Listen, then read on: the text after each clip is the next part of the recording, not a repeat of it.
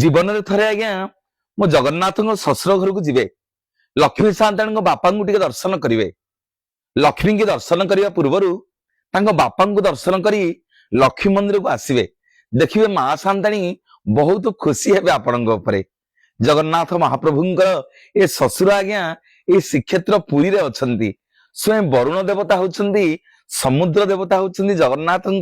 शशुर। आपण मान मन में प्रश्न आसुथिबो ये समुद्र तो विशाल बड़ समुद्र तीन भाग जल एक भाग स्थल सबुआड़े कौन जगन्नाथ शशुर घर ताले कोठी लक्ष्मी सान्ताणी बाप घर को जाती धनु संक्रांति मकर संक्रांति पर्यंत माँ लक्ष्मी सान्ताणी आज्ञा वर्ष को गोटे मास जाती बाप घर को ताहले बाप घरटा कोठी कोठी जगन्नाथ शशुर घर लक्ष्मी सान्ताणी आज्ञा एते आनंदित हेबे बाप घर जदि आपण बुलिकी आसबे कारण प्रतिटी झील आम घर कथा जदि आम देखा जदि झीटीए ता बाप घर प्रशंसा शुणिला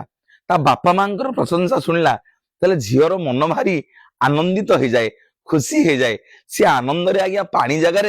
चाहा कपे आपन को खाइबा को दब सेमिति आज्ञा आपण माने जाइकी जदि लक्ष्मी माँ मंदिर रे तांको बापा वरुण विषय कहिबे जे माँ मु जाइथिली आपण को बाप घरे दर्शन करिक आसीची ए स्थानटी होची श्रीक्षेत्र पुरीर चक्र तीर्थ।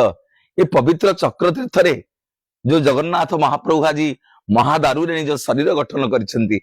सेई दारु ए पवित्र चक्र तीर्थ स्थान रे भासी भासी आसिक लागिथिला सबु राजा इंद्रदम्न राजा पाट पटुआर समस्ते जाइकी जेतेले दारु को उठेइछंती केही आज्ञा दारु को टेकी पारु नाहंती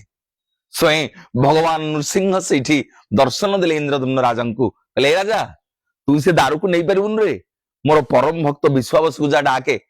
टिके हाथ छुआई देले मु आपे आपे पळेबी। इंद्रदम्न राजा रानी गुंडीचा विश्वावसु समस्ते पाट पटुआर से महादारु को चक्र तीर्थरु नेइकरी आज्ञा अश्वमेध यज्ञ जोठी करुथिले इंद्रदम्न राजा एबे जोठी गुंडीचा मंदिर देखुछंती सेठी प्रभु निजे निज शरीर को तैयारी कले। ए क्षेत्र को गले आपण माने नृसिंहंकर तीनोटी रूप देखिबे जणे होछंती चक्र नृसिंह चक्रराज सुदर्शन चक्रंग भितरे नृसिंह विराजमान करछंती आउ जणे होछंती अनंत नृसिंह जहांक मुंड उपरे अछंती स्वयं बासुकी जे अनंत नृसिंह नाम रे परिचित एवं आपण माने एठी देखिबे निज स्त्री लक्ष्मी मां को कोळे धरिकी विराजमान करिसेंती स्वयं लक्ष्मी नृसिंह। ए पवित्र स्थान को गले स्वयं स्वयं नृसिंह को दर्शन करिवे एवं जगन्नाथ शशुर घर लक्ष्मी मां बाप घर वरुण देवता को दर्शन करी फेरिवे लक्ष्मी सान्ताणी बहुत खुशी हेबे जगन्नाथ आज्ञा दया करिवे। जय।